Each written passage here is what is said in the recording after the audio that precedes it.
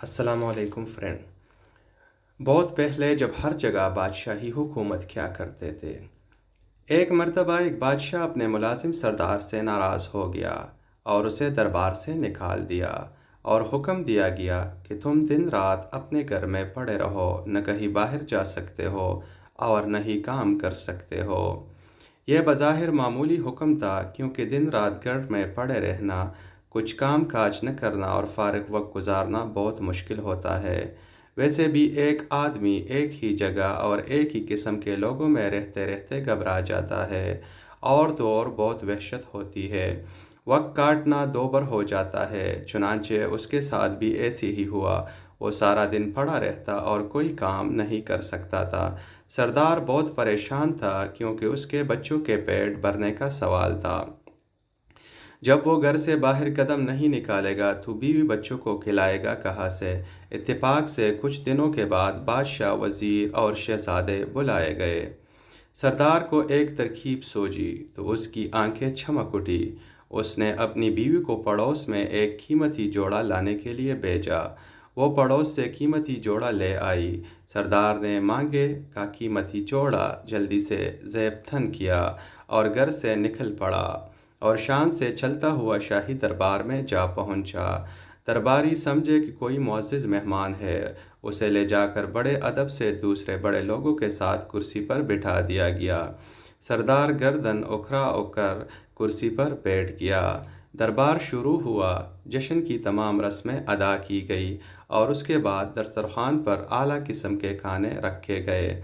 سردار نے بھی ہاتھ بڑھا کر خوب ڈٹ کر کھانا کھایا اور پھر نظر بچا کر بڑی چالاکی سے سونے کی ایک رکابی اپنے لباس میں چھپا لی اور دربار ختم ہوتے ہی وہاں سے 9-2-11 ہو گیا اور گھر آ کر بڑے مزے سے سارا واقعہ اپنے بیوی کو سنایا۔ اس کے بعد اس کی بیوی بازار جاتی اور سونے کی رکابی کا ایک ٹکڑا فروخت کر کے کچھ رقم لے آتی۔ یوں سردار کی زندگی آرام سے گزرنے لگی اور پریشانی دور ہو گئی۔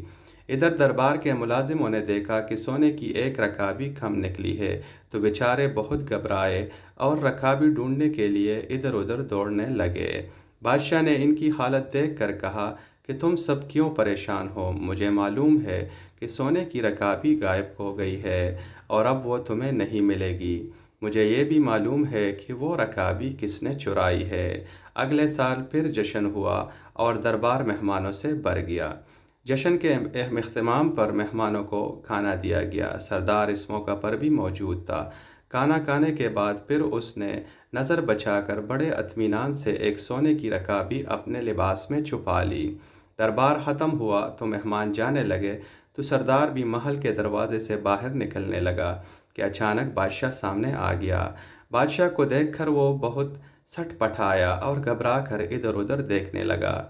بادشاہ نے ہاتھ بڑھا کر اس کا ہاتھ پکڑا اور کہا کہ پچھلے سال کی رکابی ختم ہو گئی، جو پھر ایک اور رکابی لے جانا چاہتے ہو؟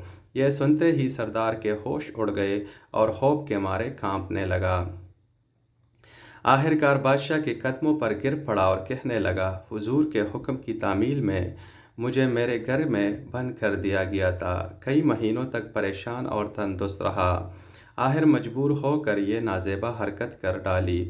حضور مجھے معاف کر دے۔ بادشاہ کچھ دیر سوچتا رہا، پھر کہنے لگا کہ اچھا، ہم نے تمہیں معاف کیا اور تمہاری ملازمت بھی بحال کر دی۔ غلطی ہماری ہی تھی۔ ہم نے حکم ہی ایسا دیا تھا کہ آدمی بھوک اور تندرستی سے مجبور ہو کر چوری کرنے پر آمادہ ہو جاتا ہے۔ اگر ہم تمہیں گھر میں قید نہ کرواتے تو شاید تم ایسی حرکت کبھی نہ کرتے۔ جاؤ، اب ایسی حرکت نہ کرنا۔ چوری بہرحال بری حرکت ہے۔